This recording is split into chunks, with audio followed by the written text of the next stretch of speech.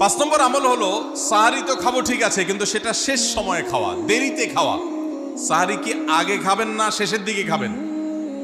শেষের দিকে। কেন? কারণ নবী করিম সাল্লাল্লাহু আলাইহি সাল্লাম বলেছেন, লা ইয়াজালুন নাসু বিখাইরিন মা আজ্জালুল ফুতুর ওয়া আখারুস সাহুর। এই উম্মত, মুসলিম জাতি ততদিন পর্যন্ত কল্যাণের উপর প্রতিষ্ঠিত থাকবে, তারা কল্যাণকে স্পর্শ করতে পারবে যতদিন পর্যন্ত তারা সাহারি তাড়াতাড়ি খাবে না দেরিতে খাবে? দেরিতে খাবে।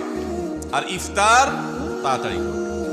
তাহলে সাহারি দেরিতে খাওয়া হলো সুন্নাত। আমাদের দেশে গ্রামে অনেক মুরব্বীরা এখনো আছেন, রাত 12টা 1টা 2টা বাজে সাহারি খেয়ে শুয়ে থাকেন। তারা চিন্তা করেন পরে খাইতে গেলে আবার বর্ডার ক্রস হয়ে যায় কিনা, সীমা লঙ্ঘন হয়ে যায় কিনা, রিস্ক নেওয়ার দরকার কি, এই জন্য 12টার সময় খেয়ে রাখি। এটার কারণে সাহারি খাওয়ার সওয়াব পাবেন ঠিকই, কিন্তু দেরিতে সাহারি খাওয়ার যে সুন্নত, সেই সুন্নত আদায় হবে না। এই জন্য দেরিতে খাবেন। দেরিতে খাওয়ার মানে আবার এরকম দেরি না যে আপনি আর মুয়াজ্জিন সাহেব দুজন কম্পিটিশন করছেন, আপনার হাতে খাবারের প্লেট আর মুয়াজ্জিনের হাতে মাইক, আপনি আগে শেষ করেন আর মুয়াজ্জিন আগে আজান দিবে, কম্পিটিশন চলছে। এত দেরি করে একেবারে লাস্ট মিনিট পর্যন্ত খাওয়া সুন্নত নয়। কথা কি বুঝাতে পারছি? কয়েক মিনিটের গ্যাপ রেখে তারপরে খাবার শেষ করবেন। কারণ নবী করিম সাল্লাল্লাহু আলাইহি সাল্লাম সাহারি খেয়ে শেষ করে ফজর নামাজ শুরু করতেন, এর মধ্যে 50টা আয়াত পড়ার মতো গ্যাপ রাখতেন, অর্থাৎ প্রায় 10 মিনিটের মতো একটা গ্যাপ থাকতো। এই জন্য আমরা একটা গ্যাপ রেখে তারপর সাহারি শেষ করব।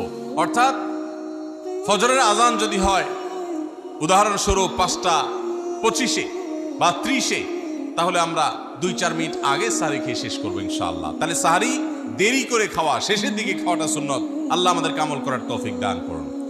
রমজান মাসে সাহারির নামে একটা নতুন নাটক শুরু হয়েছে এদেশে, সেটার নাম হলো সাহারি পার্টি। আপনারা শুনেছেন?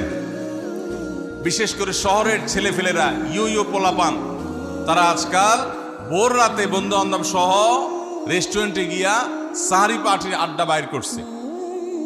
শয়তানি এবং ফাইজলামির আর কোনো জায়গা নাই, সাহারির জন্য পার্টি বাইর করছে, তাও আবার ছেলে মেয়ে একসাথে মিলেমিশে। ভাইরা আমার, সাহারি খাওয়া ইবাদত, এবং সাহারির এই সময়টা দোয়া কবুলের সময়, তাহাজ্জুদের সময়। আল্লাহ তাআলা দুনিয়ার আকাশ থেকে ডেকে ডেকে বান্দাকে ক্ষমা করেন। এই সময়টাতে আড্ডাবাজি করা, এটা হতভাগা ছাড়া আর কারোর কোনো কাজ হতে পারে না।